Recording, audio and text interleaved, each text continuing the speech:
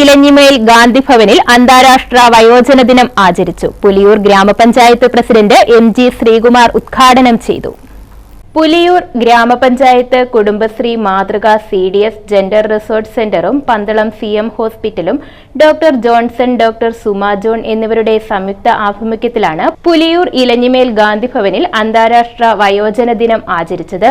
പുലിയൂർ ഗ്രാമപഞ്ചായത്ത് president MG. Sreekumar ഉദ്ഘാടനം ചെയ്തു. കൂടുതലായി കാര്യങ്ങളെ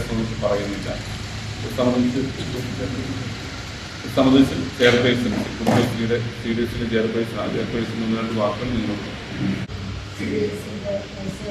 CDS ചെയർപേഴ്സൺ ഗീതാ നായർ അധ്യക്ഷത വഹിച്ചു.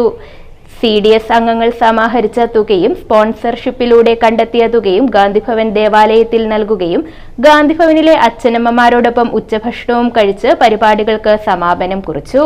Community councillor Prajitha PJ programme coordinate ചെയ്തു. Vice chairman Shailaja Manoharan, assistant secretary Sindhu, CDS അംഗങ്ങൾ, ADS അംഗങ്ങൾ, അക്കൗണ്ടന്റ് തുടങ്ങിയവർ പങ്കെടുത്തു.